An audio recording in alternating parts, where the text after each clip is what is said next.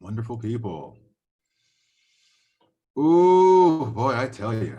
Hey, you can't see me. Oh, I know why. 1 second. Let's see if I can do. Oh,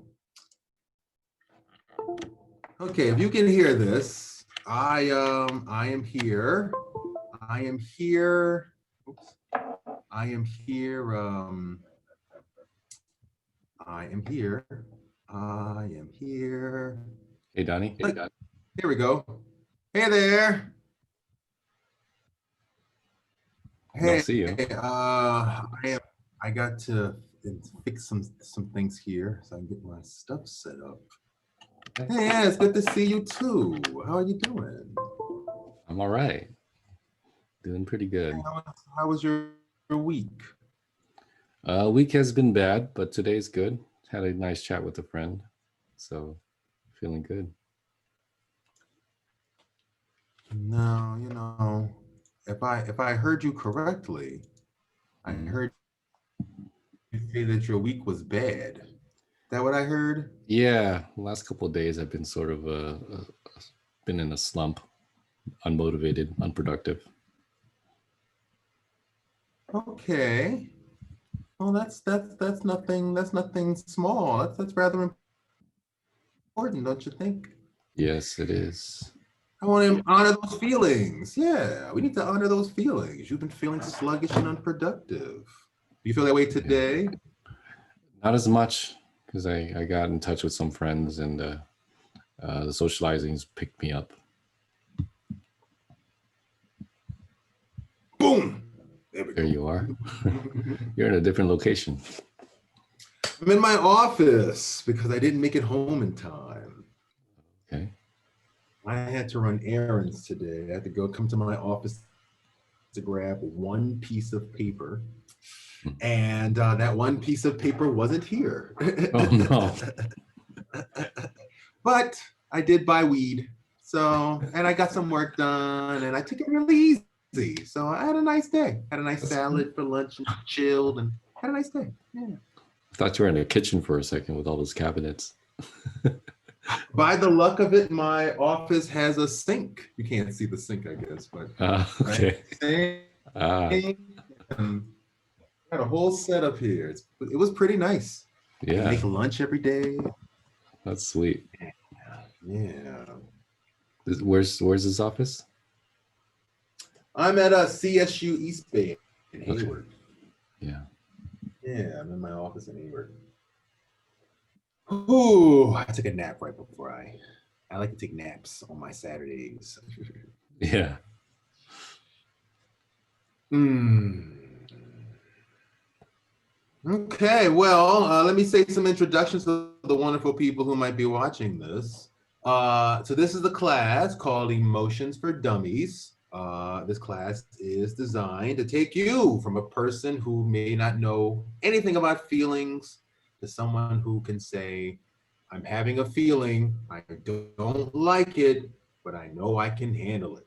Okay, that's no easy thing to do in 1 month. And so we are on week 3. And so today we're going to learn a couple of exercises, meditative exercises for our feelings. We're going to learn how to an emotional meditation, and then we're also going to work on a body scan. A body scan. So before we get started, I should just ask Anthony, have you ever done any emotional vipassana or any body scans before? Yeah, I've done body scans. Okay. And Well, yeah. great, great. And then I'm familiar Hopefully this with will Vipassana too. Oh, good, good. So we're gonna combine all that together today to learn how to dig into our feelings. Often when we do body scans in the mindfulness meditation world, we do them with the real sort of just mm, awareness, focusing on just awareness, sort of first level things. So we're gonna take that and extend it to a much deeper level in this process. Okay. I wanna really touch base on these feelings. What the? Excuse me. 1 second here. Let me. Oh, I'm not signed in. That's why. Let me take care of that real quickly because of this. And I'm not in my house anymore. That's what that is. Okay. My back. Here we go. Now I got all my access. There we go. Okay. Let me move you down here. So let's see. Pull this up here. Oh, right. The other horrible thing is I left my, it's not horrible, I left my docking station plug. I left the plug. So I can't turn it in. I can't use it. So my Windows Surface has literally one USB outlet. So I have to keep moving from the typewriter to the mouse in order to use them. But I'm making it work. I'm making it work. I'm doing the best that I can. Okay, so week 1, which was the beginning of October, which congratulations for making it this far through October, you know, and all the craziness going on, by the way. But week 1, we talked about self-care, and we had an intro on how to meditate, an exercise on how to tell yourself the truth, and then some exercises for dealing with trauma. Those exercises I would highly recommend looking at today if any feelings come up for you. Last week, we went into emotions, using a list of emotions. We had an exercise in self-love, a meditation exercise in self-love. And we went through a Byron Katie Judge Your Neighbor worksheet where we took statements and turned them around. So it's all about examining our beliefs, cognitive ideas, our thoughts, turning them around and looking for ways that we can maybe see it differently. It's a great exercise in open-mindedness. So today we will be doing meditating on emotions, or what's called emotional Vipassana, and a body scan meditation. So there's going to be a lot of time to get in touch with your feelings today, because you know, we all got a strong tendency to get mad at the world for what's going on and everything. But that madness is you. It's your madness. It's your feeling. It came up in you. It's your feeling. The world does what it does. What came up in you is your job to deal with. In an ideal world, Trump, I could throw my madness back on Trump and he would address it. In the real world we live in, it's going to be my job. Okay. And this is all, just so you know, preparing us for our final exercise, which is called the Ego Killer next week. Boom, boom, boom. Ego Killer. Okay, but today is meditating on emotions. So, as always, if you are feeling like reading along, feel free. I don't know if you all can see this, but my screen is like doing this weird shaky thing. So these words look incredibly vague, but I can read them still. Okay, so, as always, I don't know how connected or not connected you may be to your feelings at any given moment. And this is all about getting in touch with things that may be hard to get in touch with. So it's just so important to create a safe space for yourself to deal with whatever you are feeling, especially the feelings we don't like. Because, the feelings we don't like, we have a strong tendency to oppress, to ignore, to suppress, and then these feelings come back in other ways, right? So it's just really important to really just make a space to just sit with your feelings, be kind to yourself, and let whatever you feel come up, okay? So emotions are a fundamental part of how we develop knowledge to understand ourselves and the world. They determine the quality of our lives. Some people call emotions the guidepost of life because they teach us what our boundaries are. In fact, you could say that every day, every moment, We live in an emotional universe that uses how we feel to guide us through life. We know this because there is an emotional communication always taking place alongside any verbal or other communication. There is always what is said and what is felt. Or, as the late great Maya Angelou used to say, people may forget what you said, they may even forget what you did to them, but they will never forget how you made them feel. Emotions are part of the deeper back brain of your limbic system, amygdala, and most importantly, the heart. The heart is actually surrounded by several neurons that control your heartbeat and your feelings. These are the parts of you that were around when you were a tiny baby and did not have a developed prefrontal cortex. As a baby, you were born completely helpless, yet highly emotionally developed. So, as babies, we all struggle to deal with intense emotions, even when we can barely think or control our bodies. Thus, emotional recognition and connection is fundamental to life. This is why babies need loving touch in order to survive, and why love is a deep need for all of us. While our brain can do a lot of thinking, unfortunately, it cannot determine the difference between reality and what we perceive as reality, meaning what we believe to be true is true for us.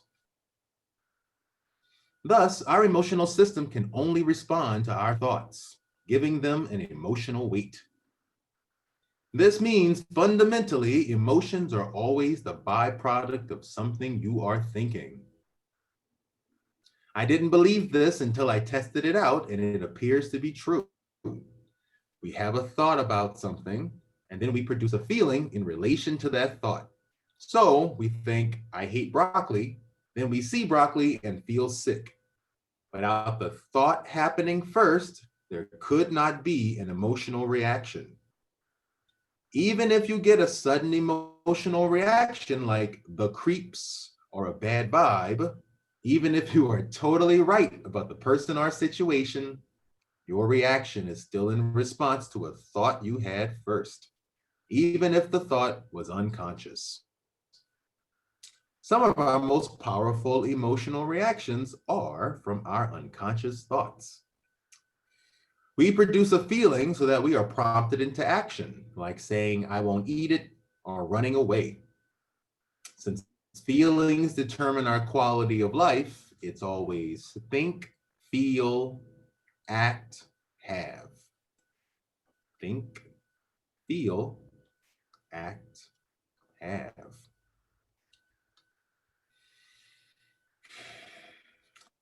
Many of us, and especially if you were born male, are taught not to feel in our society. All of us on some level have been taught to suppress, denied, or evade emotions because they are inconvenient, too difficult, or secondary to our other life responsibilities.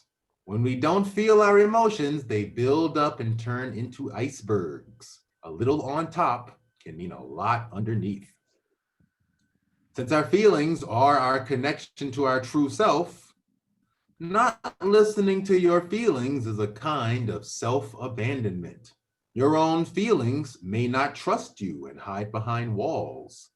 You may go into denial or develop secondary emotions to cover up the emotions you can't handle, like getting angry when you are hurt or afraid when you are vulnerable. You may also become extremely judgmental, feel numb all the time, develop addictions, or pursue unhealthy relationships. Becoming an adult involves taking responsibility for yourself, being financially independent, making your own mistakes, letting go of other people's responsibilities, and taking responsibility for our own feelings. Everyone's emotional universe is independent from each other until we take on others' feelings. If you have been through anything traumatic or your boundaries were ever majorly violated, your emotional guidance system can go haywire. Trauma disrupts how the two parts of your brain interact and can lead to hyperarousal, obsessive thinking, and memory emotional flashbacks that can severely disrupt your sense of reality. Abuse, or emotional boundary violations, can teach us to accept self boundaries that leave us hurt, afraid, or empty. If we were not taught how to deal with our feelings, then this damage can lay underneath any kind of healthy boundaries we use to build our adult lives. Emotions all come from the same place. It's not like some come from the heart and some from your butt. So, this means that when you block yourself from feeling an emotion, like something traumatic, you block yourself from feeling all your other emotions too. So, feeling our emotions, whatever they are, is an important part of developing a healthy connection with our inner self. Or, we have to feel all our feels so that we can heal. We have to feel all our feels so that we can heal. Notice that doesn't say we have to feel happy and positive and just good. It says we have to feel all the feels, all of them. In Buddhism, sitting with our feelings, whatever they are, without trying to fight, change, or deny them, is called the practice of equanimity. For example, if I feel angry but couldn't call it anger, it might be called hurt. If I couldn't call it hurt, it might be fear. If I kept digging like this, it would become stuck, then uncomfortable, just a feeling I don't like, a feeling, just what is, then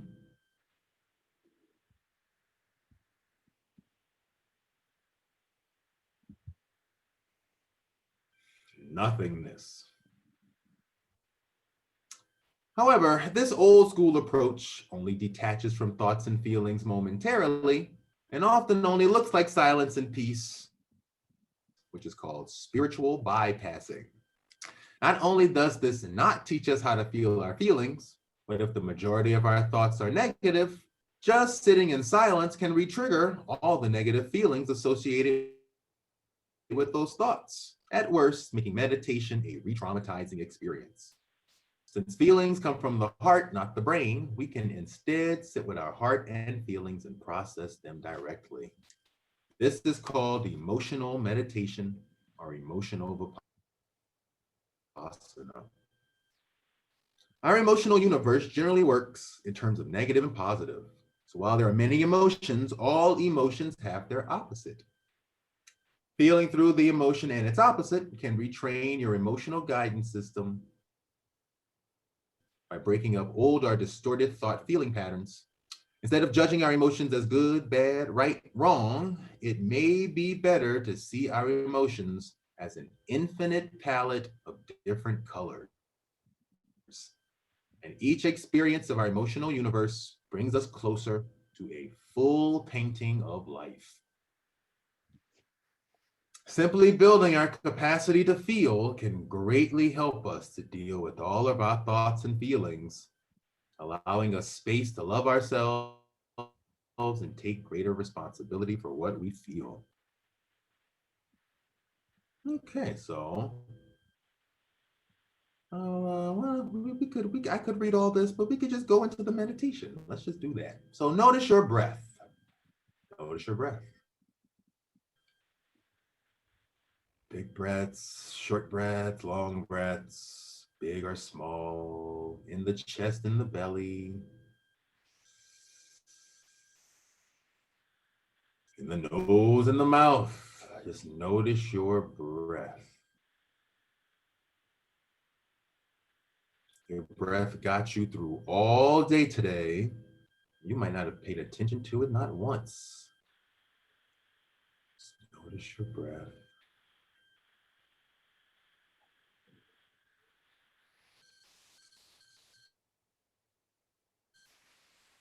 And notice your mind. Notice your mind. Things going on, big or small. Things moving, things not moving.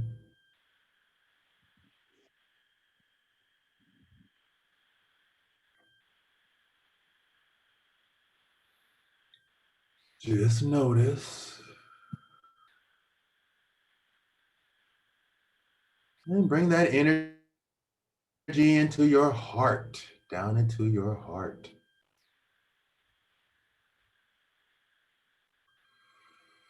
Feel it into your heart.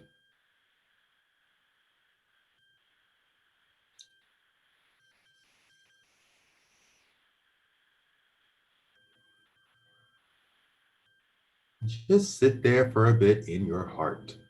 Because that's where our feelings are, the happiness and sadness of life.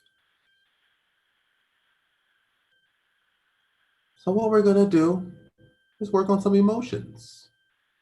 We're going to name an emotion, spend some time feeling it, and then examine the opposite emotion and spend some time feeling that. And just note, we're just feeling our feelings.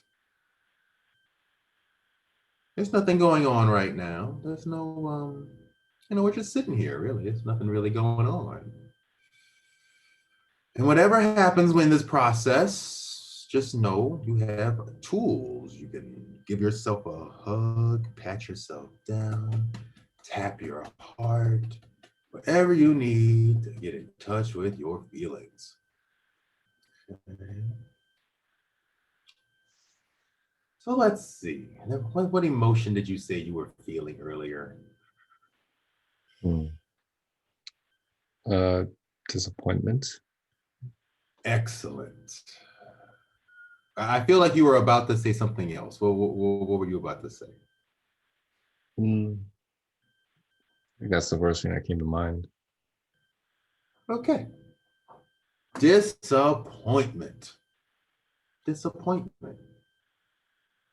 Disappointment. Let yourself feel disappointment. This is your feeling of disappointment. If it helps, imagine a situation where you would feel disappointed.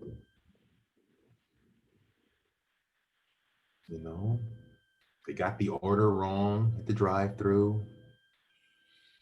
You were convinced that one thing you needed to make your life easier was in this one spot. You go to check that spot and it's totally not there. You had your hopes riding on something coming through with someone and they totally did not do what they said they were going to do. And you feel disappointed. Scan your body. Where do you feel this emotion? Get in touch.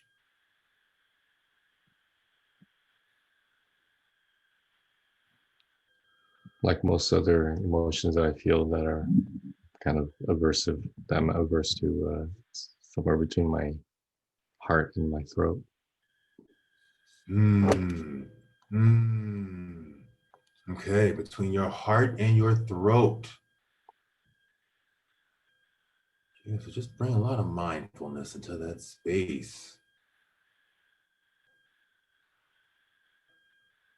If you couldn't call this feeling disappointment, if you couldn't put the story on it and had to just sit with it for what it is,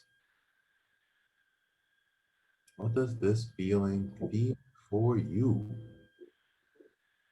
What does this feeling? What?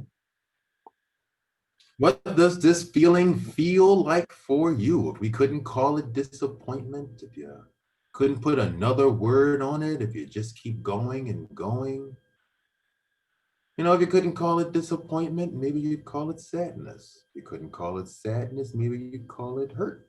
If you couldn't call it hurt, maybe you'd call it something else and something else and something else until you eventually got to nothing. Just sitting with what is, what arises in the moment.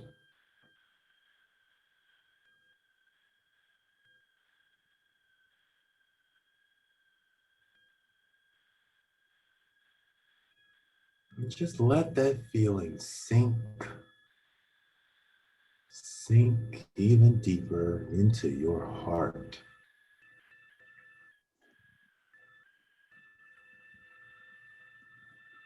Let the feeling sink into your heart. Let the heart just grow. It's like you're putting raindrops in there, one drop at a time, a little trickle, feeding a plant. Let your heart grow.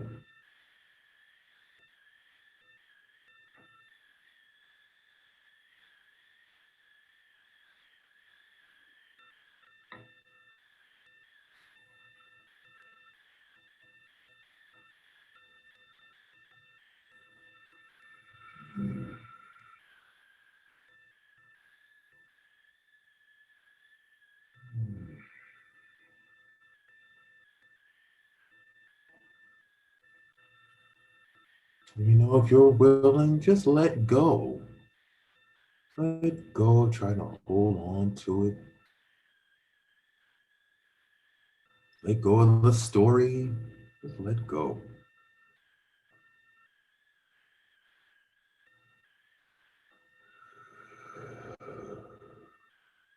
Disappointment.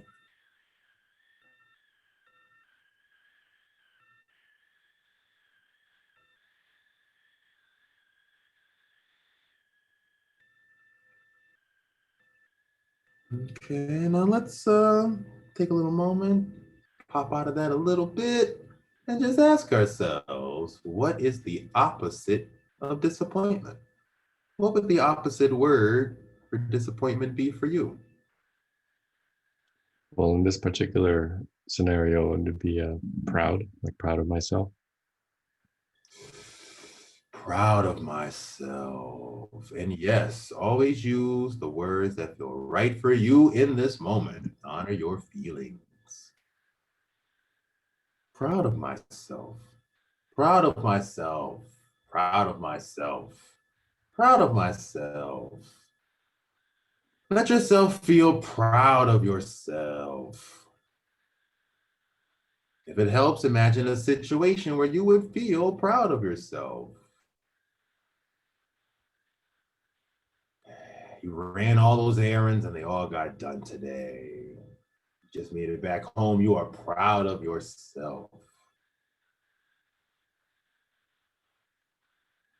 Maybe you had a successful connection with someone. You were really nervous. The date went well. You are proud of yourself. You didn't say anything stupid. There's no sweat stains all over you. You didn't spill anything. You are proud of yourself. Maybe you won an award and you are proud of yourself.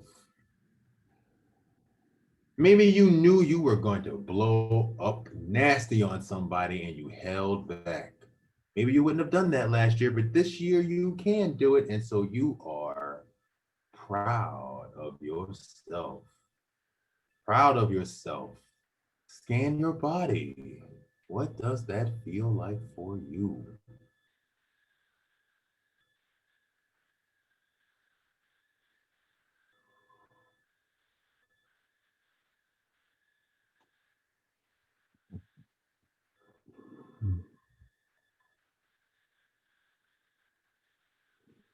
Feels relaxed and an uplifting feeling in the chest. Relaxed and uplifting in the chest. I feel a lightness in the forehead. Mm.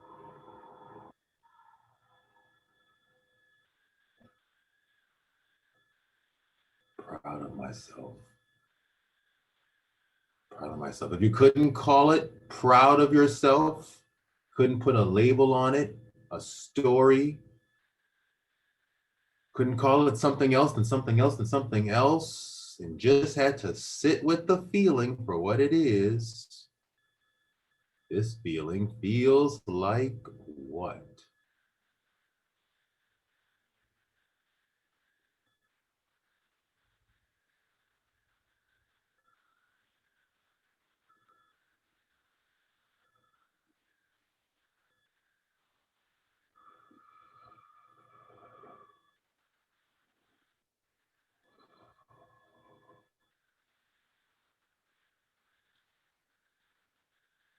Whatever you're feeling, bring that feeling into your heart. Get reconnected.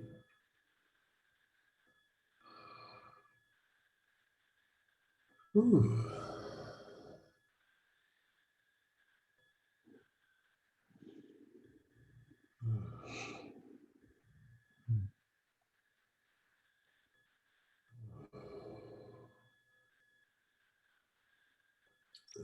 Feeling can't hurt you. Even the feeling of hurt, horrible feelings, horribleness, that feeling can't hurt you. Even if you feel just outright suicidal, that feeling can't hurt you. Until you decide you can't take this feeling anymore, you don't want to feel it, and you decide to act on the feelings you block up. The feelings we make space to feel through, we learn how to let go.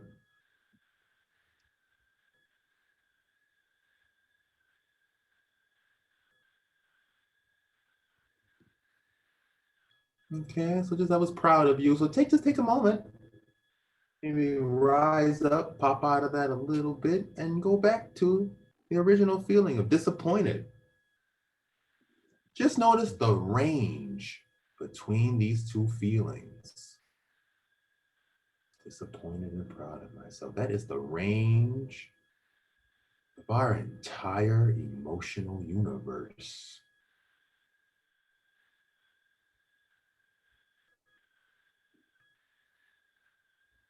So let's give ourselves some validation for going through all that emotional work. I love myself whether I am disappointed or proud of myself. I support myself whether I am disappointed or proud of myself. I have every right to feel as disappointed as I feel. Anyone who went through what I went through would feel that way. I don't need anyone's approval or permission for how I feel about how proud I am.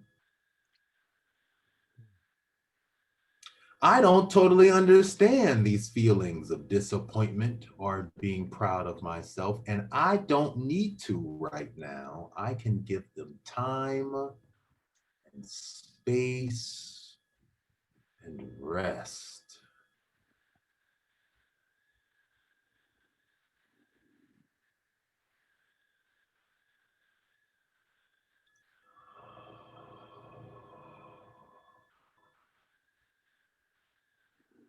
I let go of disappointment. I let go of being proud of myself. I let go of everything because love is letting go.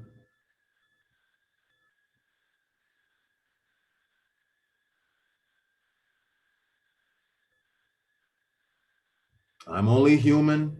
This week I learned I get the right to fail. No one gets to tell me I have to succeed. Success happens on my terms, my way. It's my life, my actions. I get the right to fail. Failure often means having to accept what is and learning and growing, whereas success often means fulfilling your ego. These feelings tell me I get the right to fail. I am human and love is letting go.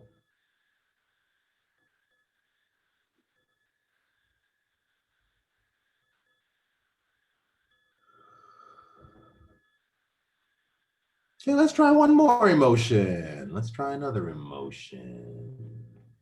Would you like to suggest another emotion? Yeah. Okay. Um, maybe it's more of a body sensation, but lethargy. Wonderful. That's a great one. I was going to say tired also. So lethargy. I like that. Lethargy, lethargic. Lethargic. I feel lethargic. Lethargy. I am feeling a lot of lethargy. Scan your body. If it helps, imagine a situation where you would say, I feel lethargic. You know, you've been working since 9 a.m. in front of the computer, and now it's 7. You still have one more project to go. Your eyes are turning red. You feel lethargic.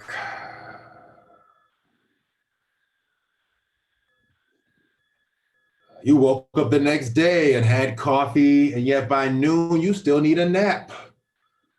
You feel lethargic. You're having the same argument with someone yet again. You actually were feeling fine, but then this argument started up again, and you went suddenly from fine to lethargic.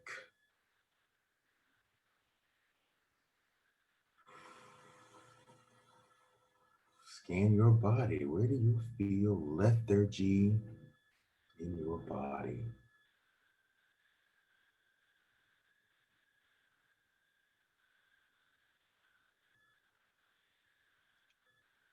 Mostly in my head area. Hmm. Yeah, draining in my head, a pressure in my forehead.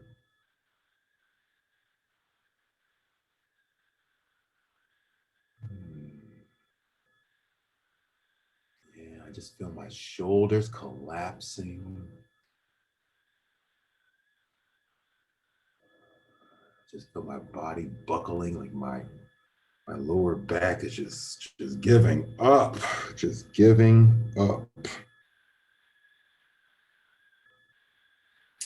If you couldn't call it lethargic, if you couldn't put that label on it, that story on it, and had to just sit with the feeling for what it is.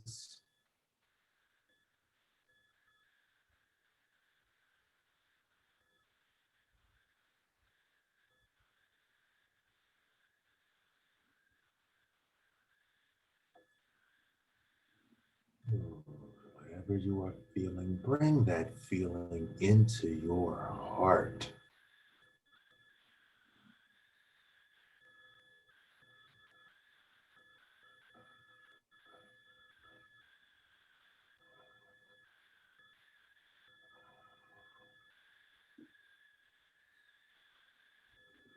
Let it flow into your heart.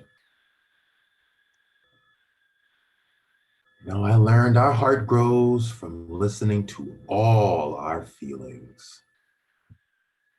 In the heart, there are no good plants and weeds. It's all an important part of a whole garden. It's all a forest. Every single plant important. They all grow together, symbiosis. Whole ecosystem going on in the heart.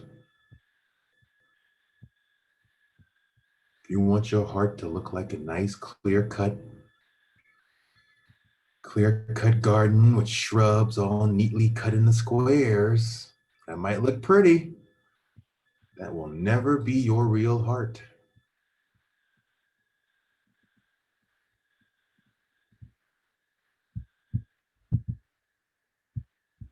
Just keep sinking even deeper, even deeper.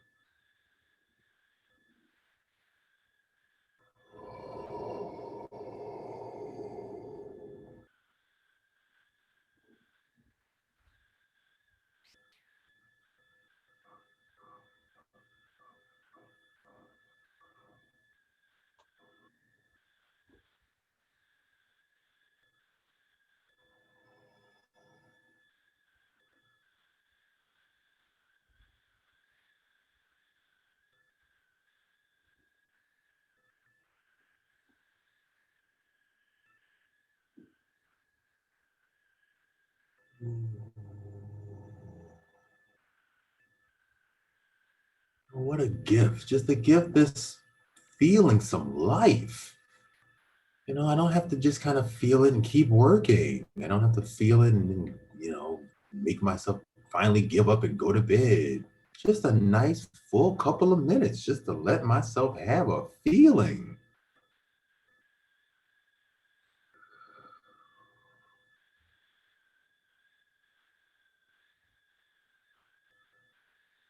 And tears may come up for you doing this.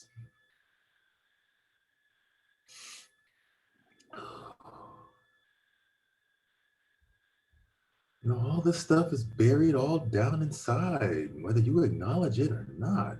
Whether we acknowledge it or not, it's still there. It's the real you, your feelings.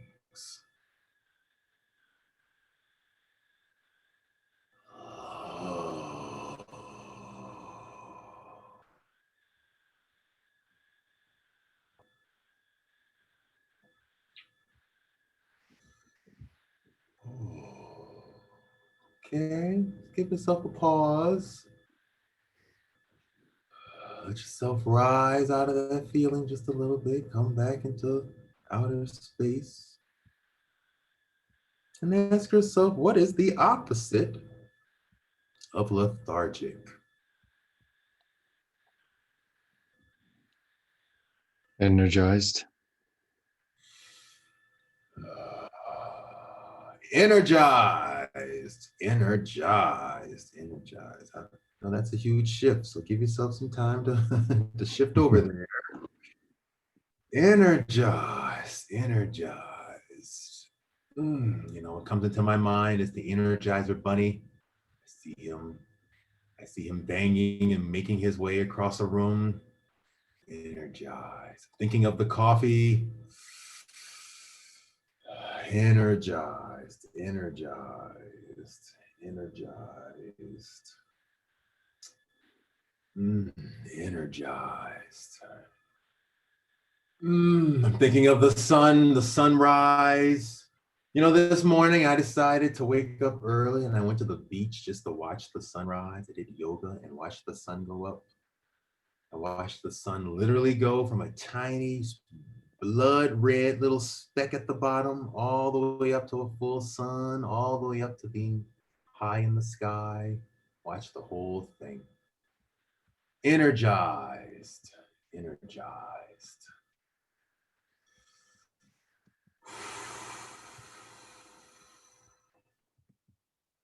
I see people jogging up and down the shore. I have no desire to do that, but you know what? I watch them and I can see that they feel energized. Energized. I wanted to get stoned and watch the sunrise, but they clearly felt energized. I was energized to get stoned and watch the sunrise. Different actions, all feeling energized. Hell yeah. Whatever you felt, scan your body. Scan your body. Energize. What does energize feel like for you? I really feel my heart opening up.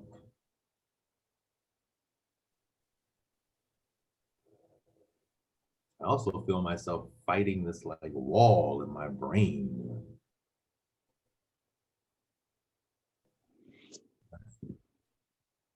That's fighting in a wall. Energized. Probably need energy to fight, huh? Energized. Oh. Yeah. Whew, Jesus. If you couldn't call it, if you couldn't call it energized or put a story on it,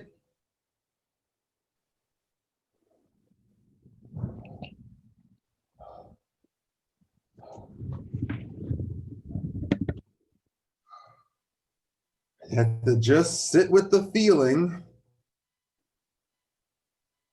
What does energize feel like for you? Woo.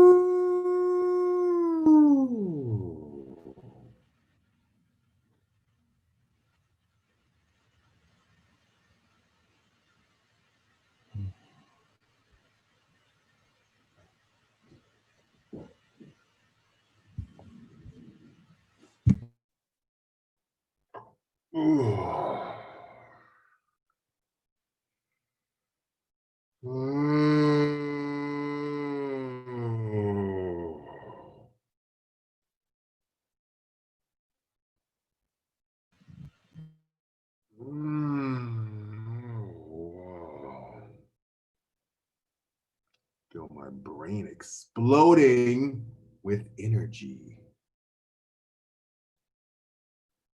Ooh. Whatever you feel, bring that feeling into your heart.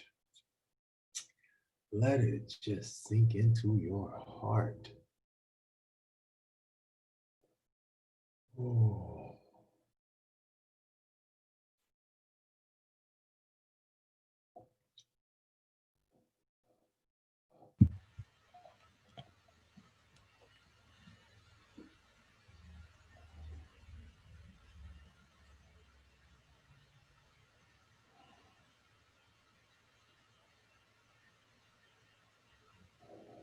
Let it sink even deeper. Let the heart just open, uncurl, energized.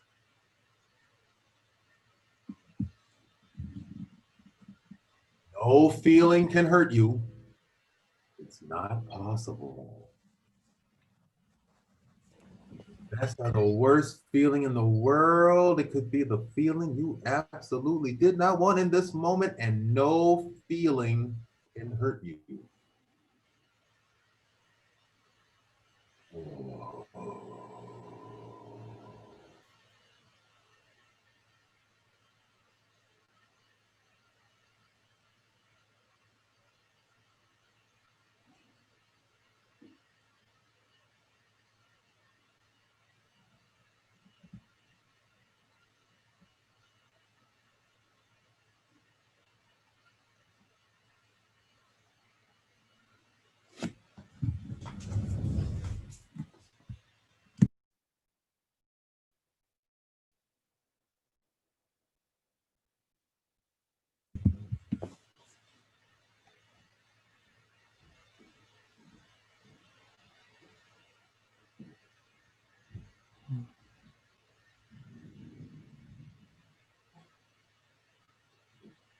And we all want to feel energized all the time. This gives us a space to not burden it down with having to do something. Just making space for the feeling. All our feelings.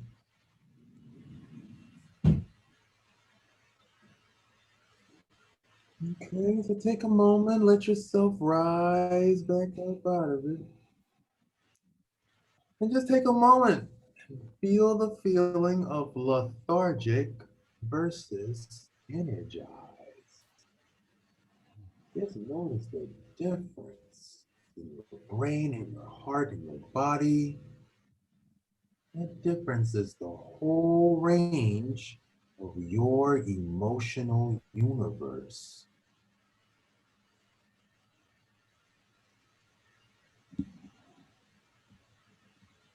Let's say some affirmations to ourselves. I love myself whether I am lethargic or energized. I have every right to feel the lethargicness or the energizedness that I feel. Anyone who went through what I went through would feel that way.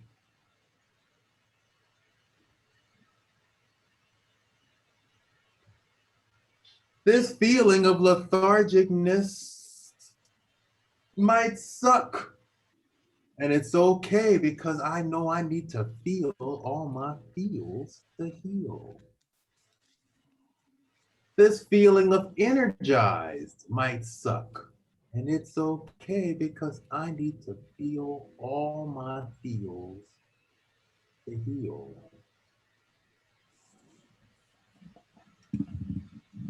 I don't totally understand why I feel this way about being lethargic or energized, and I don't need to. I can give it time, space, and rest.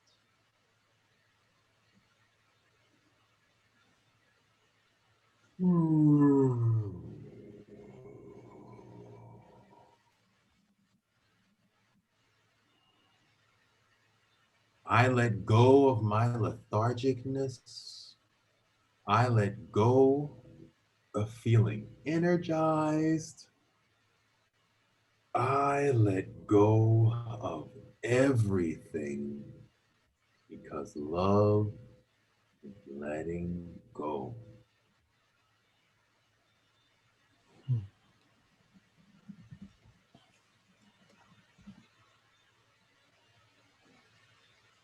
Ooh. Okay, there's actually a final part here for more advanced options. So let's take a look at that here. Number one is asking yourself, when did you feel this feeling as a child? When did you feel this feeling as a child? So scan back. Lethargicness. When was the first time? Can you remember that you felt lethargic? Yeah, I have Ooh, memory. tell me, what is it? It's uh, going shopping with my parents when I was very young, and I didn't really care for what they were shopping for. Ooh. Ooh. Ooh, being forced to do something you didn't want to do. Ooh, your lethargic coping mechanism. Ooh, we could even call that passive aggressive. Hmm. Can't get angry, but we just get real tired, lethargic, unmotivated. Mm. Mm. The first thing that came up for me was being in school. I guess it must have been toward the end of the day. There was some assignment. I can see there's a notepad and I'm holding a pencil and my head is down and like the notepad is sticking to my hand and my forehead.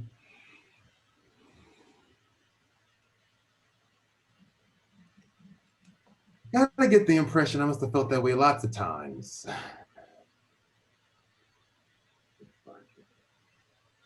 In school.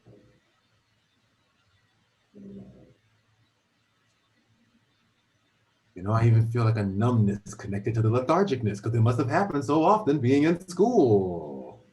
A numbness to get through school. That's another coping mechanism right there. Oh.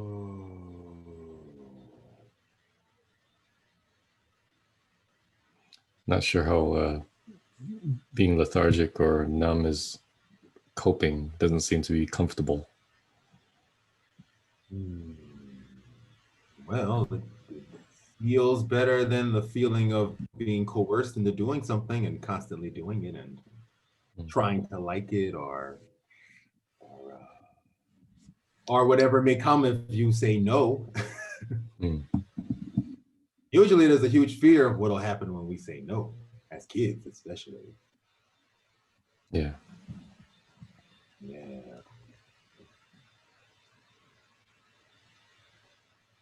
And there could be a whole world of what would happen if we say no that we do not want to feel, so we totally numbed out to it. There's actually a word for this. It's called learned helplessness. Learned helplessness.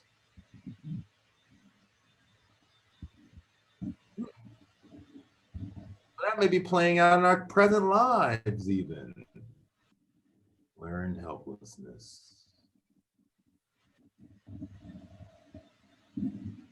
Okay, good to know. Good stuff to know. Okay, number two, finding something good about the negative emotion and something bad about the positive emotion. Well, since we did lethargic and energized. Well, generally, I guess we'd say lethargic is probably bad, huh? So, what's something good about feeling lethargic? Um, Easier to fall asleep and avoid whatever I'm trying to avoid. Yeah. That's two reasons. That's yeah, that's two reasons. It's alerting us to our needs for sleep, absolutely. And it's a great coping mechanism again for avoiding things, yeah, we don't want to deal with. What a gift. What a gift that coping mechanism is. Imagine all the things we would have had to deal with if we couldn't just go lethargic. And then what's something bad about feeling energized?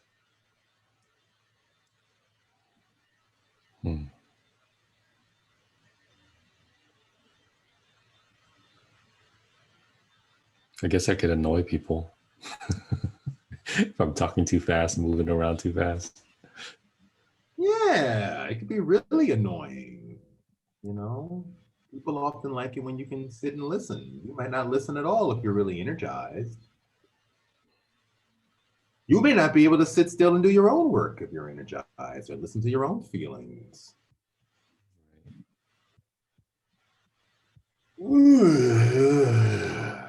You know, often we sit around wanting to feel those things. So we have all this like weird blocked up stuff going on about it. Ooh, ooh. Okay, and then that leads us to number 3, the body scan exercise. Okay, so let's just take one little moment to do a little self check-in. How was that experience for you? How you feeling? How's everything going? Anything you want to say? Notice we have another person just joined. Oh, that's wonderful. Welcome, welcome, welcome, welcome, welcome. Welcome, welcome, welcome. And I didn't mention this in the beginning, but I should say this is all being recorded so that way I can put it up online so people can get access to this stuff, and anything you missed, you can totally check it out. And you can totally share it with other people also. Practice these exercises on your own. You can practice doing these exercises with other people too. We all need help with our feelings. Big time, especially now. Especially now, okay? So this is all about taking our feelings really seriously. So welcome. And to answer your question, Yes. it was very difficult to conjure the opposite emotion because I was actively feeling the primary emotion. Like when I'm lethargic right now, so to access the feeling of being energized was really difficult. I could just kind of have a vague memory of it, but didn't really feel it. Yes, you know, we are so attached to our feelings that when we start feeling them, we see them as truth. Like, this is it. It's my feeling. This is it. And our feelings are absolutely our inner truth, 100%. But that's it. They're only our inner truth. They're alerting us to how we're feeling. So we get so attached to our feeling that to offer the idea of feeling the opposite feeling is like suddenly moving on to Pluto. You can get so like stuck in your anger, so used to your anger. You're an angry person now. That's just who you are. You're angry. And if someone says, well, what does the opposite of angry is? Happy, I guess. Well, you know, letting yourself feel happy, you literally feel yourself fighting the happiness, even though you're just experimenting with the feeling. It's the most amazing thing ever. That's how hard the mind works, the clutch on. And even when you just give yourself, say, okay, you know, I just want to, what does happiness feel like? Let me think of an example. Your brain won't fight you. So this is a really great example for just shaking up all those thought feeling patterns. Maybe the next time you try it, the happiness may come faster. Maybe the next time the disappointment won't hurt as bad. Or maybe it'll hurt just as bad, but you know how to let yourself process it through. And to help us all get there, to process it even deeper, we now have this body scan. So we're going to take what we just did and take it to a real deeper whole body level so you can learn how to have a whole bodied feeling. Okay. Okay, wonderful new person who showed up too. So this comes from a book, pretty thick book called The Body Keeps the Score by Bessel van der Kolk. van der Kolk. He's got some videos on YouTube also if you'd like to not read the book. And it also comes from Cloud and Townsend's Boundaries, which is a really great book on boundaries. And as well, this comes from Psalm Isadora, Tantra, the Art of Sacred Sexuality. It's a YouTube video by this woman who teaches, she's a sex educator. She teaches Tantra, teaches people how to get in touch with their bodies in a spiritual, sacred, sexual way. Okay, so I put all that together to help us understand our bodies. Okay. So as always, you are more than welcome to read along. Or if you would like to start your meditation, go inside, get in touch with your inner body, get in touch with your body, your heart. If you want to let all these words bypass the brain and go into the heart, feel free. Okay, whatever you need to get comfortable. How's my body doing? Let me check in just 1 second. Okay. Our feelings make up our emotional universe, but feeling is not just an emotional state. It is also our bodily sensations. I can activate the feelings in my right toe by just thinking about it.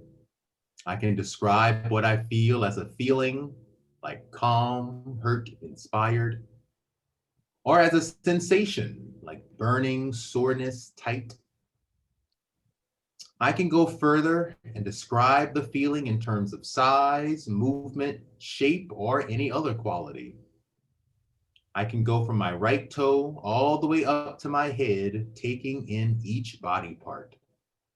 This is known as a body scan meditation, which comes from the school of Tantra, a philosophy that is about seeing the body as a spiritual place of energy transference.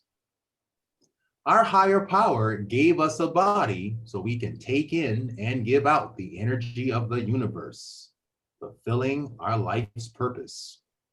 By doing a body scan, we can greatly examine our emotions through the brain-body connection.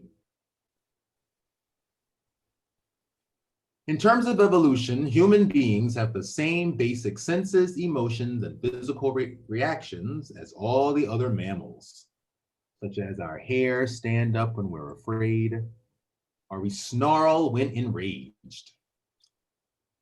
But we have a larger frontal lobe and so a greater capacity to think. However, since our brain is still 80% emotional and unconscious, our animal nature will always win out over our willpower 4 out of 5 times. Modern psychology has found that while the body cannot think, it does keep score by holding both emotional energy and memories. A frightening incident can make you lose your voice, or a pain in your back can be from years of not getting the support you needed. While your rational brain can analyze, justify, and/or dissociate from your experiences, your emotional body cannot. This is why you can't rationally talk yourself out of your feelings, or from what you really want, or who you feel you really are inside. We often use knowledge to fight our body limitations, but as animals, we will always end up compromising between our ideals and what our body can actually handle.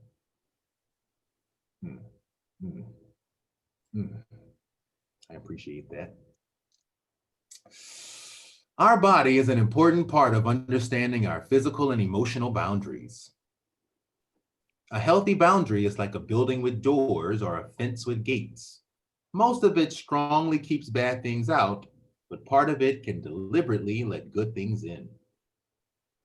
Boundaries denote ownership, or what is mine and what is yours. How our bodies were treated as babies and children shape our first emotional boundaries and what to expect from others. Since research has shown that the brain processes emotional pain in the same manner as physical pain, abuse and trauma are, by default, internal emotional boundary violations. Not feeling accepted or loved can feel like a literal stab in the heart. Our bodies remember the fear, shame of a spanking, even if our brain does not. Since the body will remember the trauma and keep reacting to it, you may lose the ability to distinguish between safety and danger. Always assume danger and then stay stuck in anger or fear.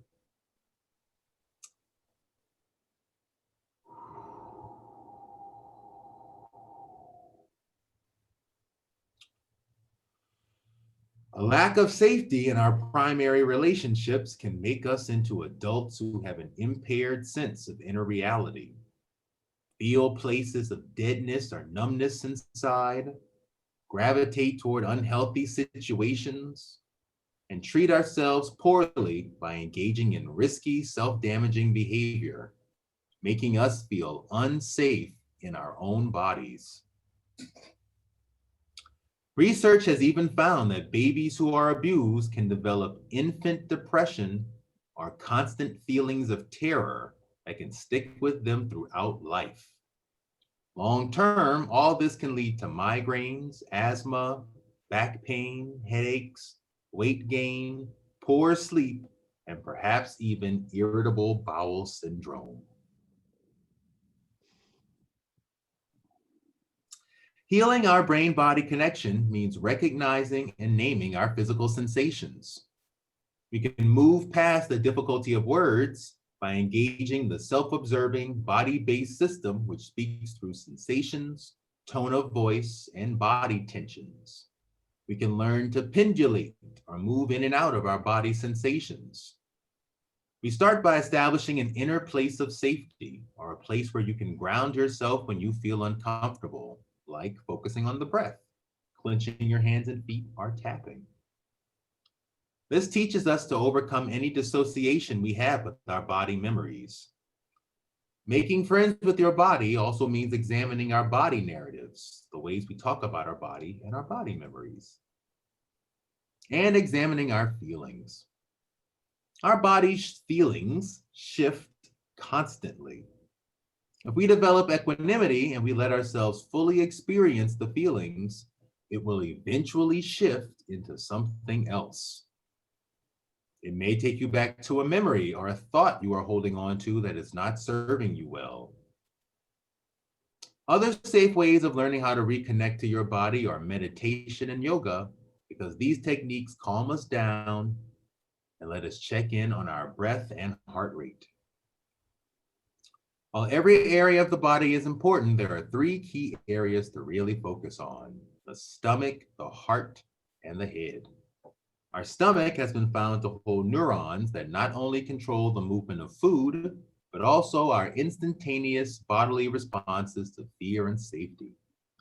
This is why we call it the gut brain. Our body can store memories in our gut that tell us to be careful or afraid. Our heart also has neurons that control heartbeat and regulate our emotions.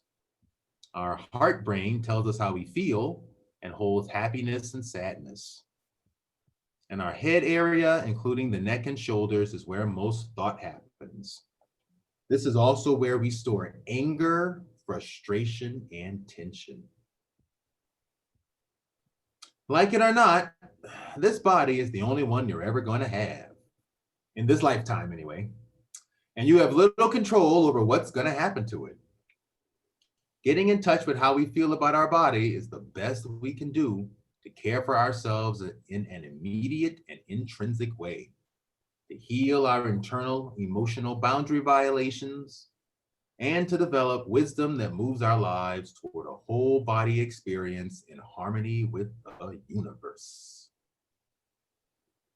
And the following prompts are written in level of intensity. You're never required to do all of them. But this is that whole exercise right here. So let's just go ahead and get into the meditation of all of this, and I'll just guide us through it. We're going to do a body scan from head to toe. But first, let's just start with our breath. As always, every meditation starts with the breath. So just notice your breath.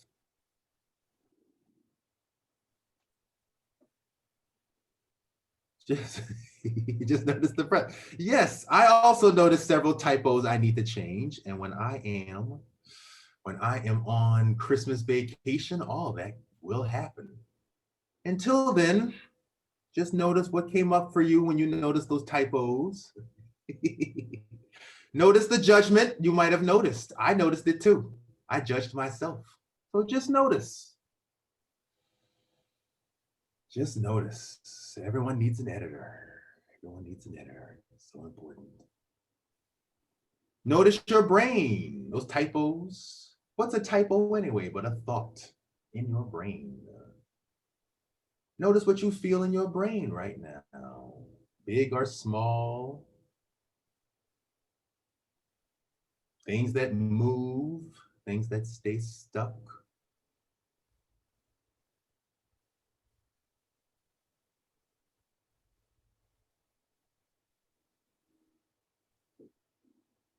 Not here to judge, just here to notice.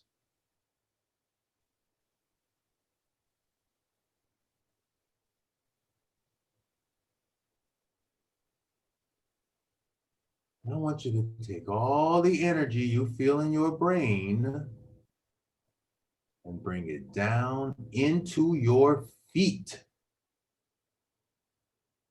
Like you just pushed it off a cliff down into your feet. See what you feel in your feet in this moment.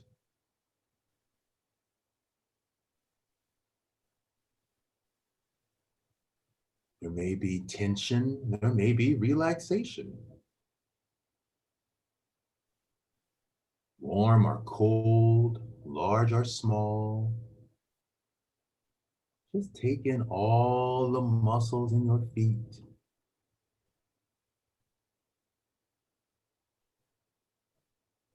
And if you are willing, I invite you to sink in.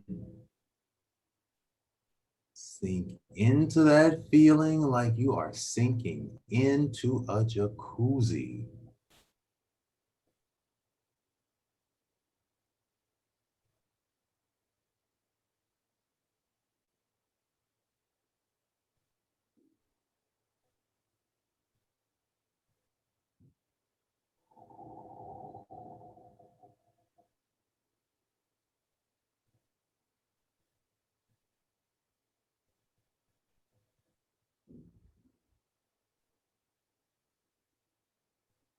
Sink in and let go.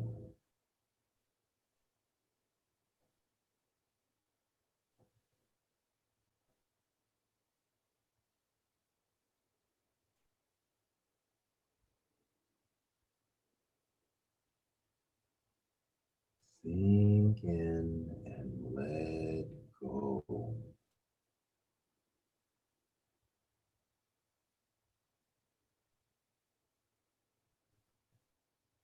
Drop your defenses.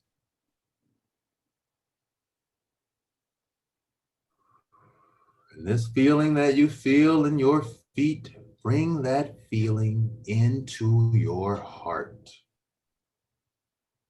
Bring that feeling into your heart. Feel it inside of your heart. Get connected.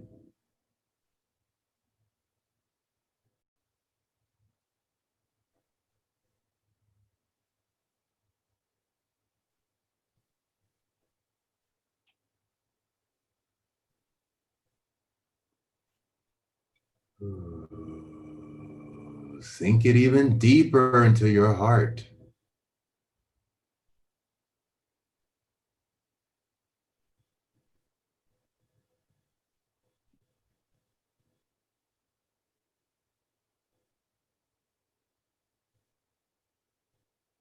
Allow it to flow down into your gut.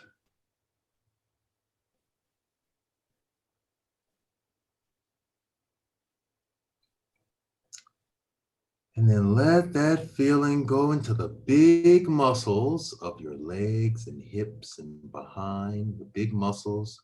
Give them all a squeeze. I guess we could call that your seat. Give your seat a squeeze. And then let the feeling bubble up all over your body, bubble up your legs and arms and torso, bubble up your head, and push the feeling away. Push it away. And in the place, in our feet, whatever we felt, may we feel peace, relaxation, release, and love.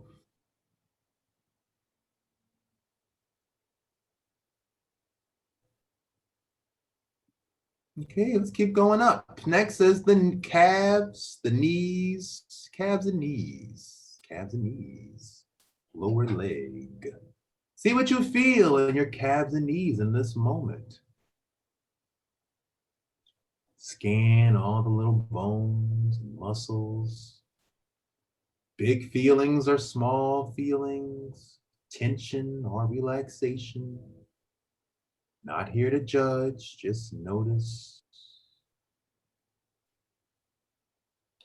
And if you are willing, I invite you to sink in.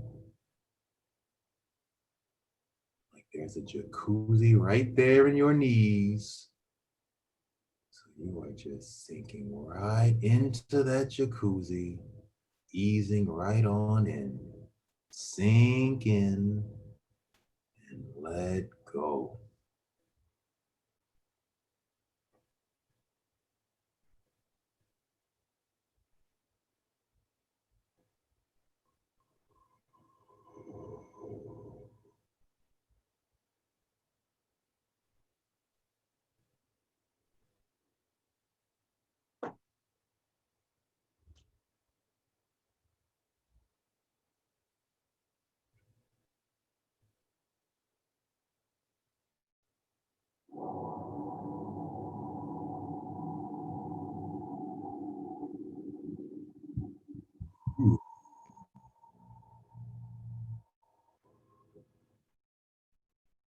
Drop your defenses. Give up the fight. Unclench it all.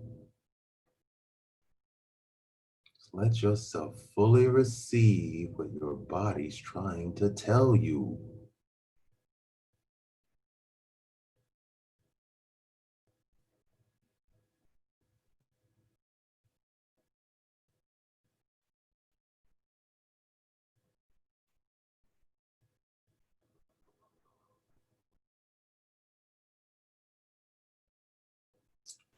And whatever you feel in your knees and calves, allow that feeling to flow into your heart. Find the feeling in your heart.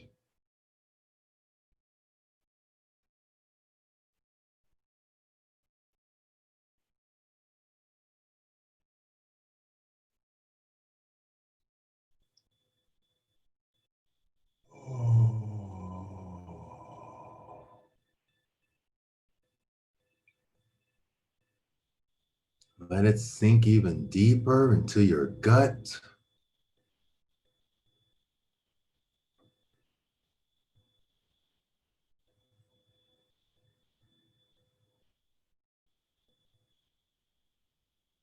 And then let it go into the big muscles of your legs and thighs, your seat muscles. Give them a squeeze. And then let it bubble up. Bubble up your legs, your torso, your head. Bubble up all over your body. And push the feeling away. Push it away like you are radiating like the sun. And in its place, in our knees and calves, where we felt whatever we felt, and we feel peace, relaxation, release, and love.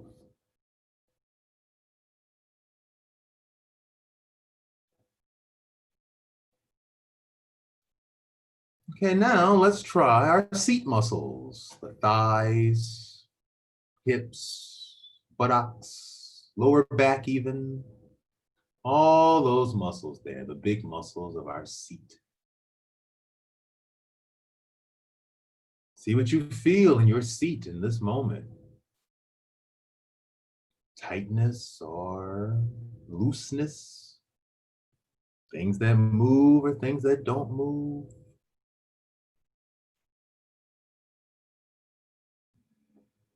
Recent feelings or feelings from long ago. Whatever you feel, not here to judge. Just notice. And if you are willing, slow it all down to stillness. Slow what you feel down to stillness. Sink in.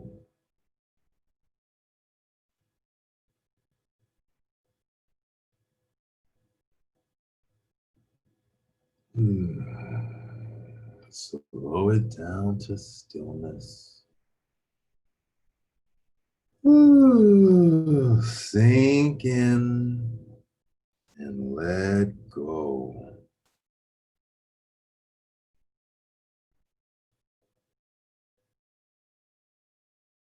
Drop your defenses. Unclench everything.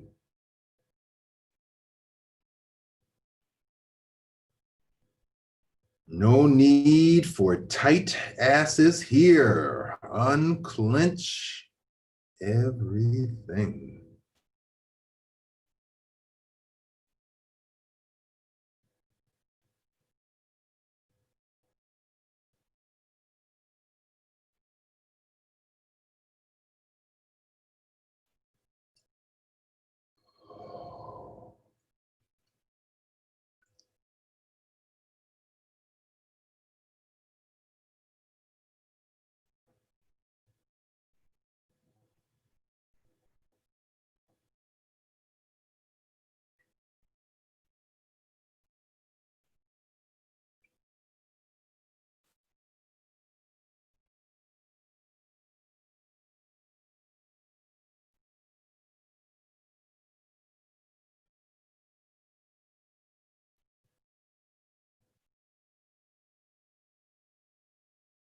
And whatever you feel in your seat in this moment, allow that feeling to flow into your heart.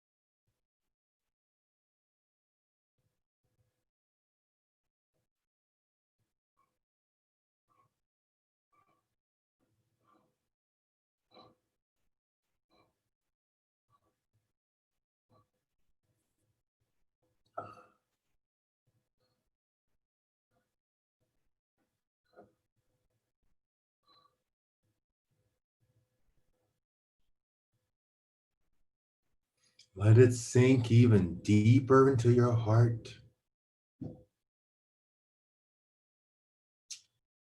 Let it sink down into your gut.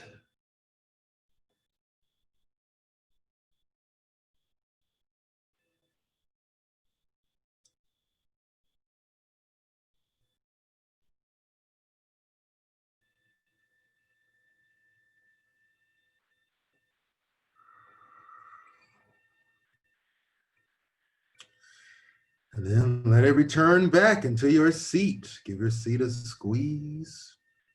Let that feeling bubble up Bubble up your legs, bubble up your torso, bubble up your head, bubble up and push it away. Push the feeling away.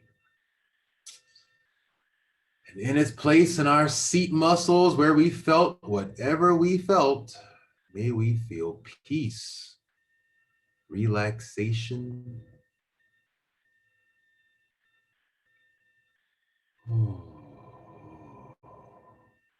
and love.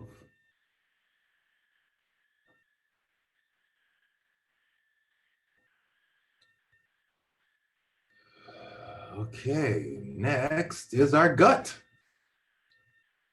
That can be your stomach, that can be your intestines, that can mean whatever it means for you. If you like, I invite you to put your hand on your gut as well, if you would like. What do you feel in your gut in this moment?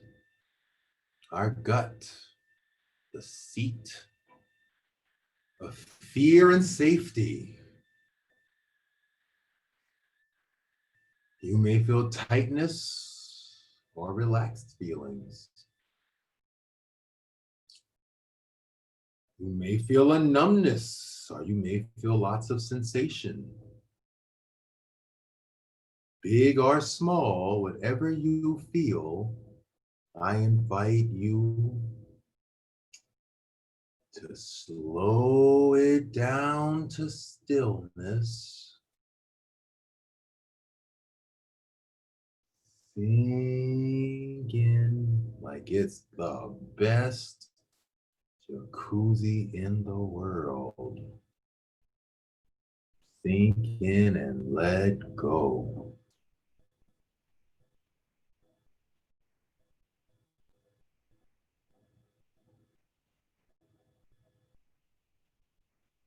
Or as I say, sink in and unclench.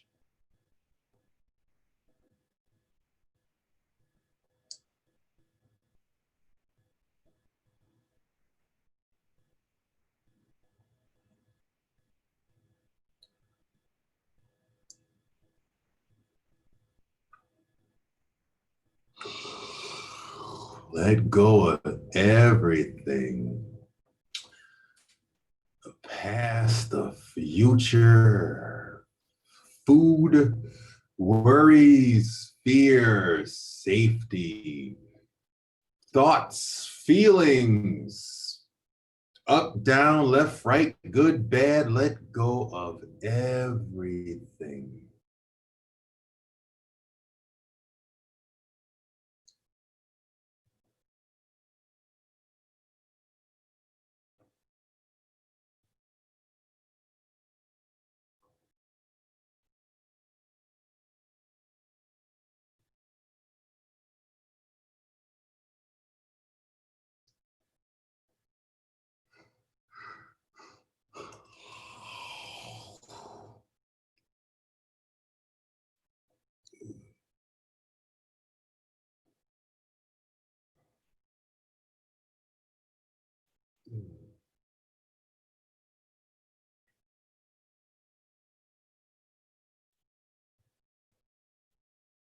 And whatever you feel, allow that feeling to flow into your heart.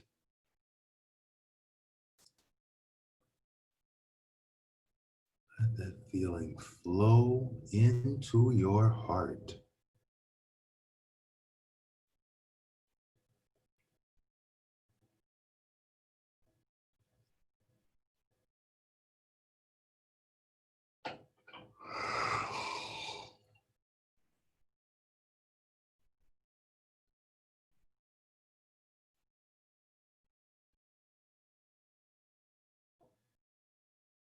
Let it sink even deeper in your heart.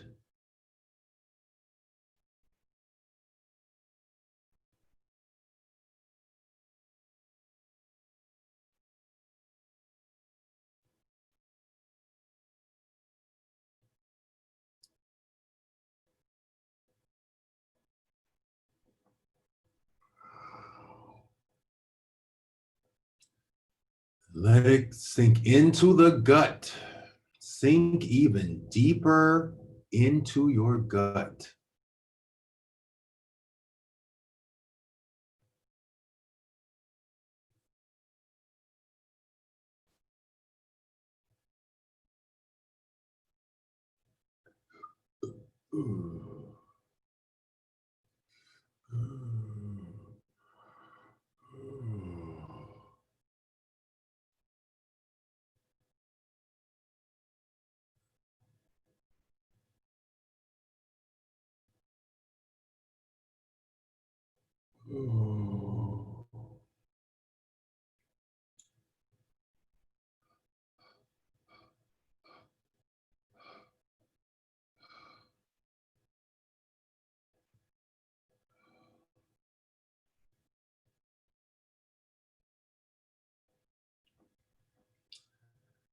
And then let that feeling sink into the big muscles of your seat. Give those muscles a squeeze.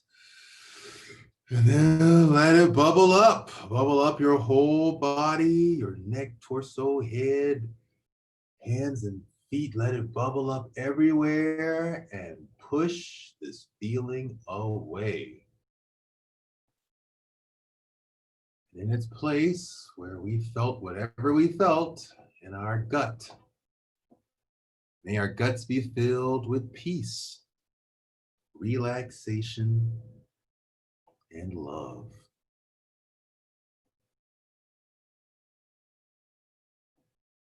Okay, next is the heart. Next is the heart.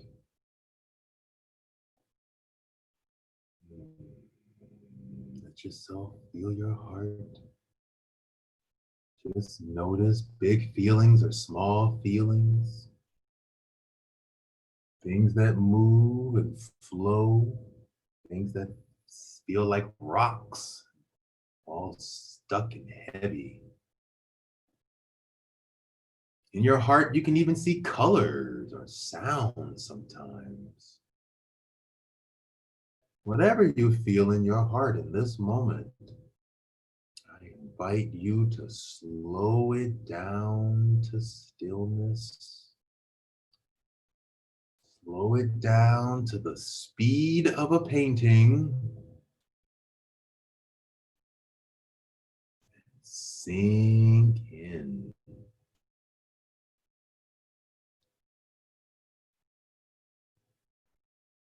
Slow it down, sink in, let go.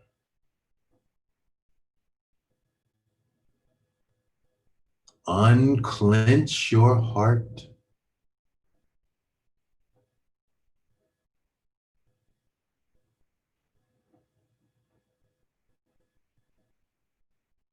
Drop all your defenses.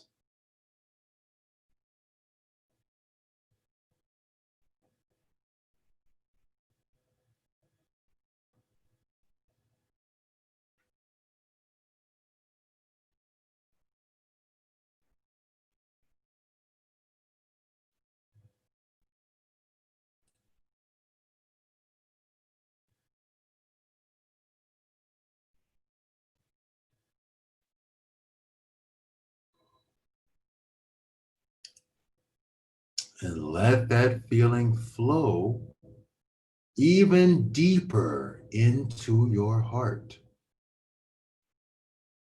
Like the heart meeting itself. Deeper and deeper. More and more open, deeper and deeper.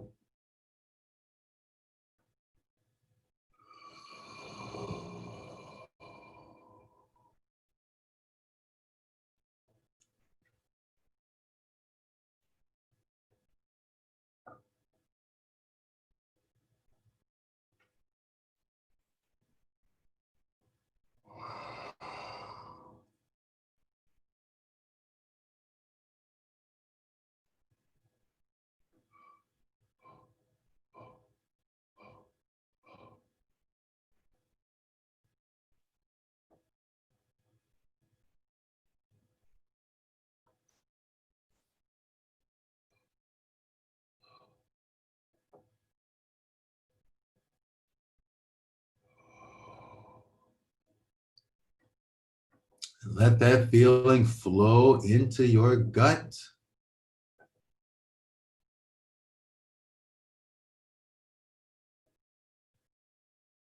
Then let it flow into the muscles of your legs and thighs, your seat muscles. Give them a squeeze.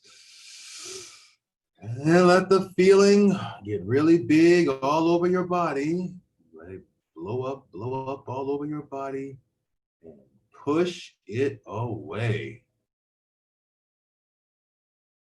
Push it away. And in our hearts, where we felt whatever we felt, may we feel peace, relaxation, and love.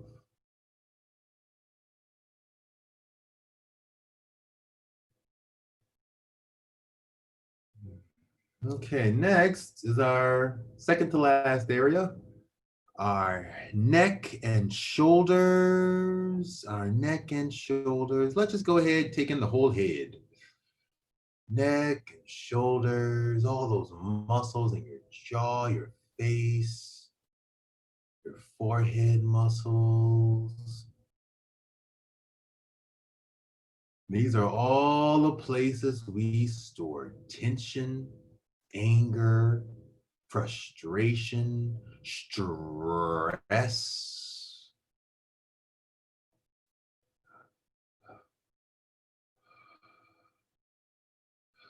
You may feel all sorts of tightness, or you may feel relaxed.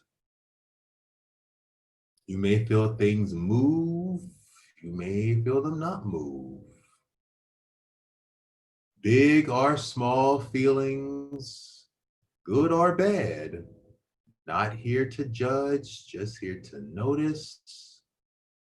If you are willing,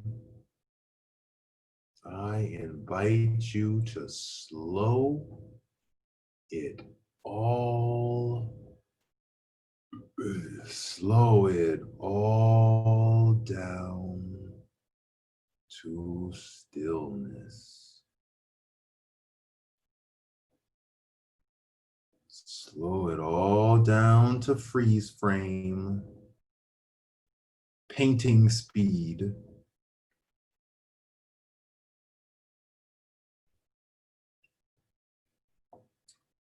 Sink in like you're landing into, your whole body's falling into a jacuzzi.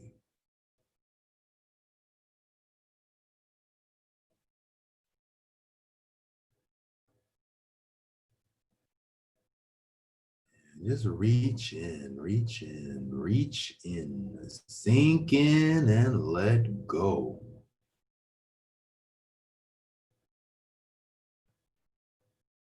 Unclench your neck muscles, unclench your shoulders, unclench your jaw, your cheeks, your forehead.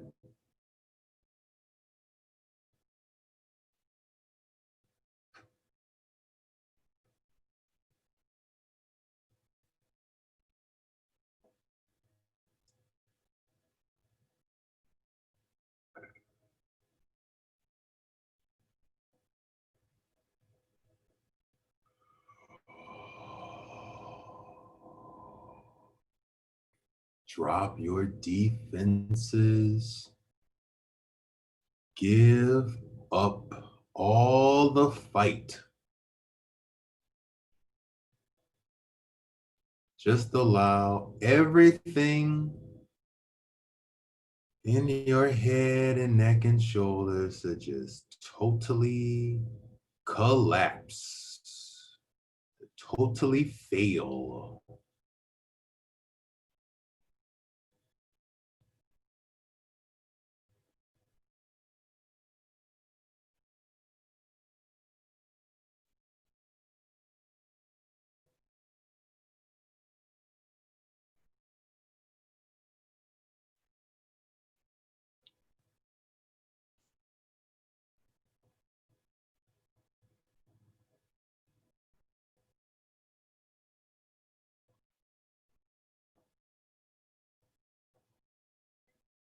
Nobody can keep it together all the time. Everybody's trying so hard to keep swimming. What would it feel like to give you a moment to just let yourself sink? Sink in and let go.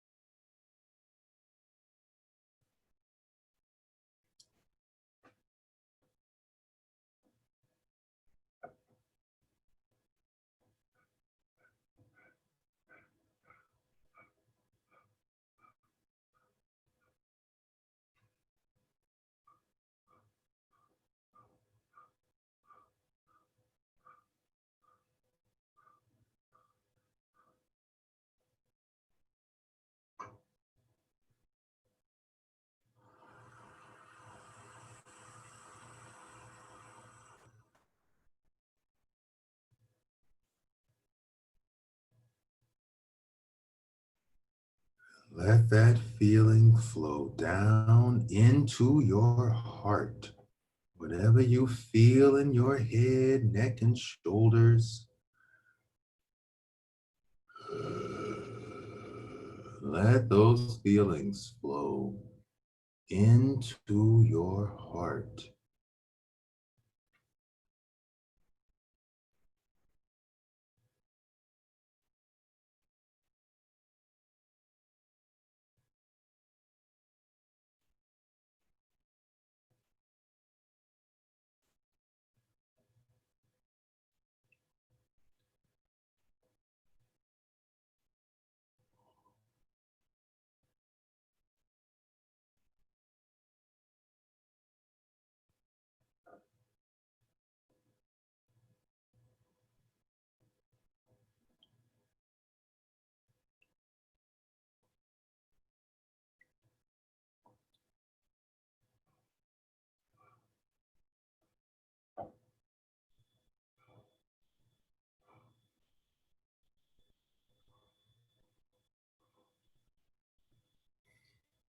Let it sink even deeper into your heart.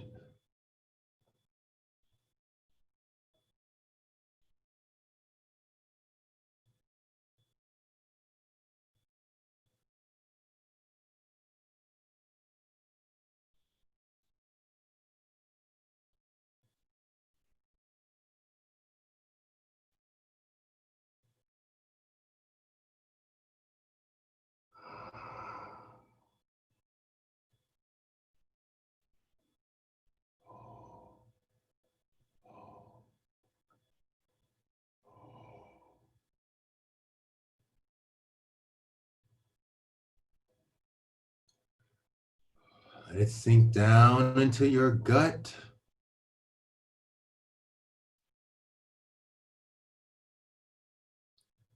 And then let it flow into the big muscles in your seat, your legs and thighs. Give them a squeeze. Let the feeling bubble up your legs, bubble up your torso, bubble up your head. Let it get real big and push the feeling away. In its place where we felt whatever we felt, may our neck and shoulders and head be filled with peace, relaxation, and love. And then that brings us to our final element of the body scan, your mind. Your mind. No one can say where your mind is necessarily. Your mind, your imagination, your thoughts. It's all the same thing. Go to your mind. What do you feel in your mind in this moment? You may feel painful things or pleasant things. Large thoughts or small thoughts. positive or negative, good, bad, right or wrong, whatever you feel in your mind in this moment, I invite you to sink in, slow it all down to stillness.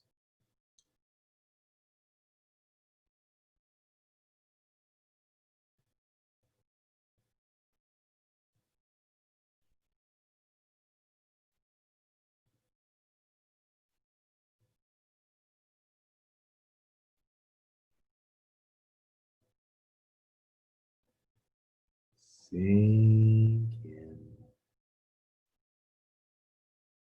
let go.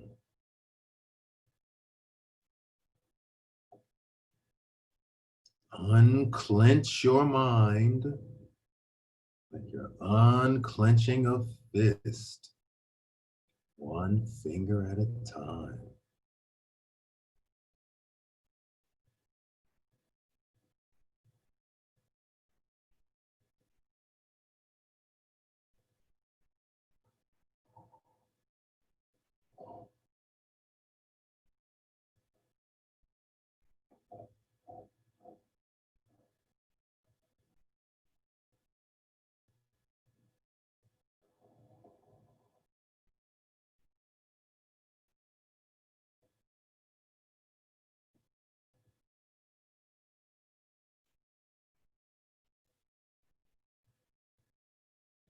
Drop your defenses.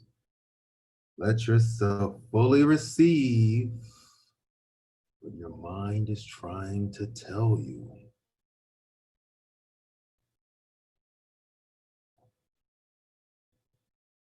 If it helps, ask your mind, what do you need? Use your imagination to give it to yourself.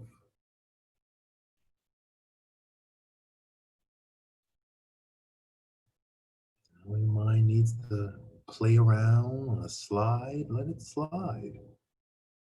It needs a blanket and a bed, give it a blanket and a bed.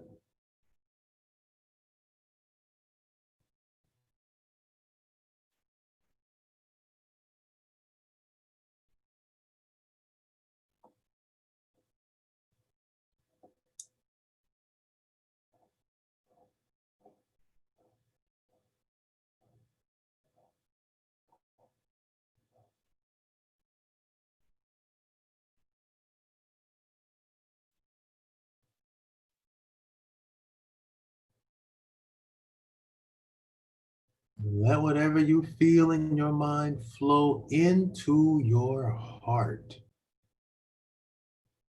Let the mind and the heart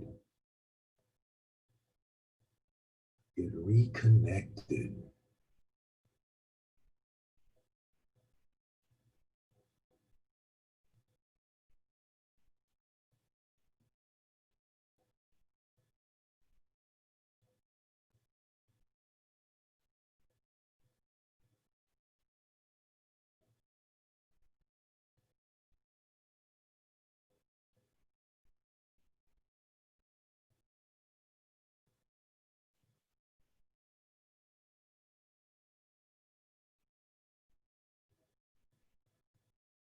Let it flow down even deeper into your gut.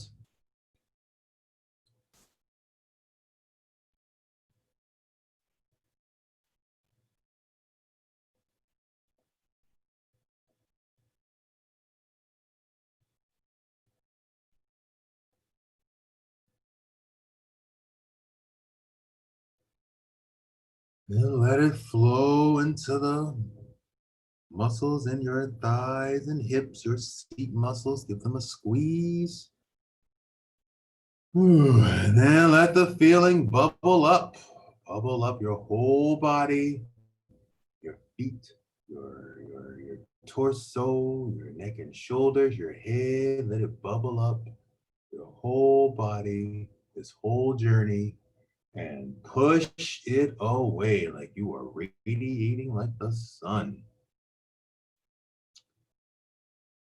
In its place, where we felt whatever we felt in our minds. May we feel peace, love, nurturing, stillness, support,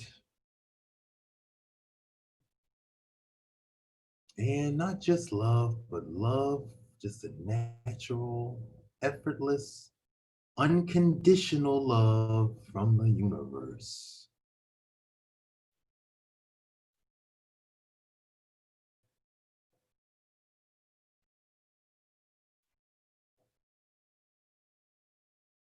Okay. Let's take a moment, take in your whole body from head to toe, whole energetic, emotional body. Give some thankfulness to your body for going on this journey. Thank you for listening. Thank you for taking the time to honor how I feel. Thank you for going so deep.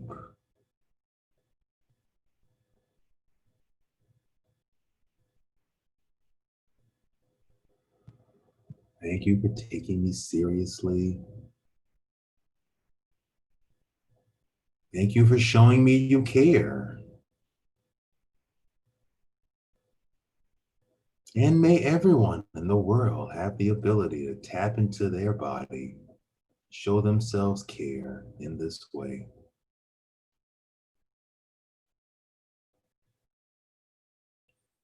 Namaste. When you feel ready, slowly allow yourself to rise back into outer space.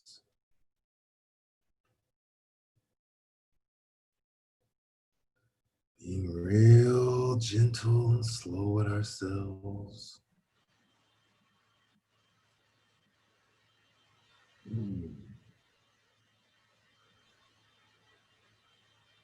Okay. Okay. Okay. Okay. So, how was that, everyone? How's everybody doing? Um, I usually have a tension in certain parts of my body, so that was pretty present right now, Hmm. and kind of moving it around was interesting. Like most of my tension is in my legs, and if I move it like the instructions would say to move it to my heart, I had trouble doing that.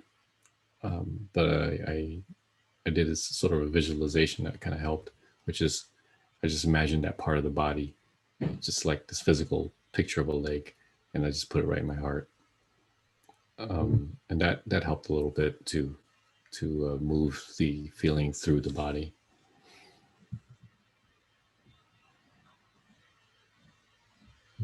That's great. That's great. Yeah, those visualizations really help us. I'm glad you found something that really worked for you.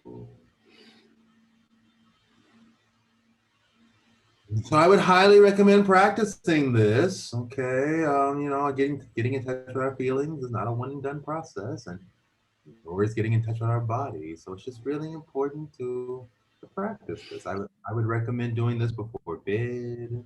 Anytime you're having a feeling, is to run through these steps. See where you feel it in your body and run through all these steps. Okay. I've done a similar exercise before, but this is the first time where I was instructed to uh, put the feeling through my heart and then abdomen and then legs and push it up. So what's the significance of that? So our body has a natural system for processing feelings. People who do trauma research has found that um, a lot of our feelings of fear move through the vagus nerve, which moves from the middle of our brain down through our into our heart, down through our gut. So these exercises help us to process that feeling by moving it through the nerve into the large muscles because that's where our psoas muscle is.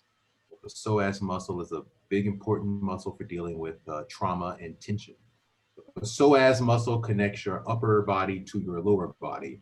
So a lot of times when we block ourselves from feeling things, we block that muscle from working. So every single step of this body scan meditation actually has a whole bunch of trauma research behind it. So that way it teaches you to not just have a feeling, but to have a full bodied experience and release. So it's actually really great because it allows me to blend Tantra along with all the psychological stuff. So is the idea that the feeling I have, let's say in my right thigh, my right leg, has parts that are scattered through the body along the vagus nerve. And by doing this exercise, I'm kind of reintegrating the different parts of that feeling rather than just like the localized feeling in the leg. Exactly.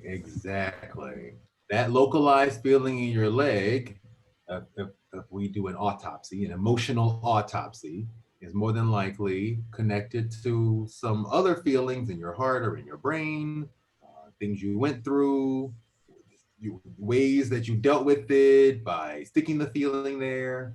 And so by connecting all of that back together, by mentally allowing ourselves to feel all that back together, it moves us one more step toward wholeness, toward what can we do to release all of this so we can feel whole again. Mm-hmm. Now, of course, you can always, anytime you feel something, you can ask yourself, when was the last time I felt this feeling? When was the first time I ever felt this feeling? It may take you back to your childhood memories or things that are, painful things that you went through as well. That pain in your leg,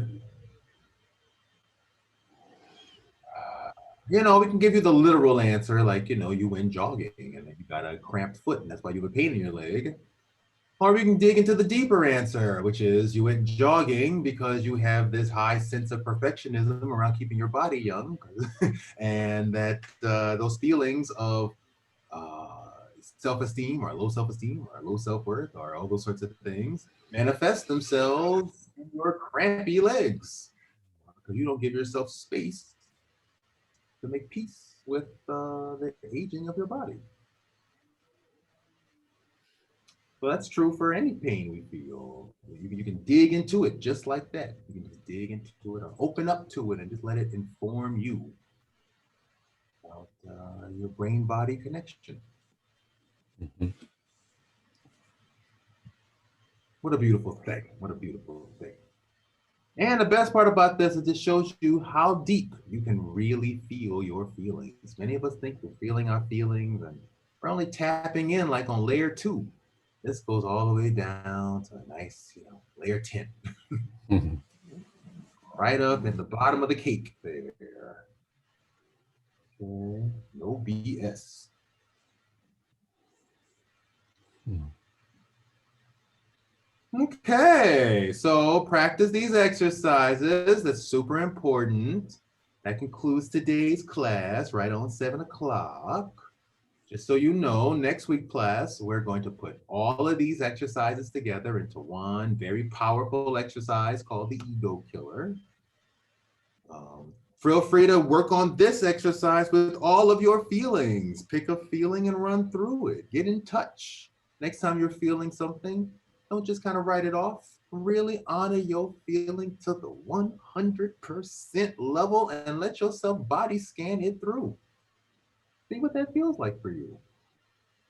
Like making love to yourself in a whole new way.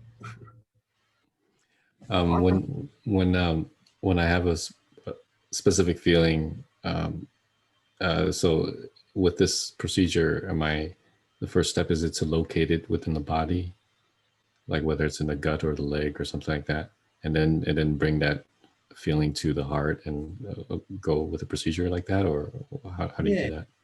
So ideally, and we'll do it next week, but ideally take a feeling and then ask yourself where you're feeling it. And then just let yourself go through this ABCD process. Relax into the feeling, slow it down, sink into the feeling, unrepress, sink in and let go, bring it into the heart, and then bring it into the thighs and release it. Next time you're feeling lethargic, you can run through the whole thing. If we had a little more time, I would have run through the whole. I would have run through lethargic in this too. But you can practice that one. Yeah. Okay.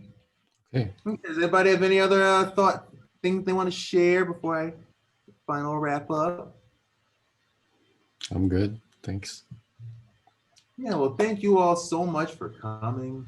Thank you for being willing. Thank you for digging so deep into your feelings. Thank you for your openness. Thank you for sharing your feelings with me.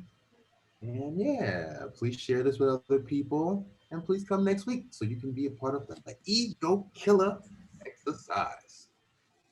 Okay, All right. everyone, I'm going to stop the recording. There we go.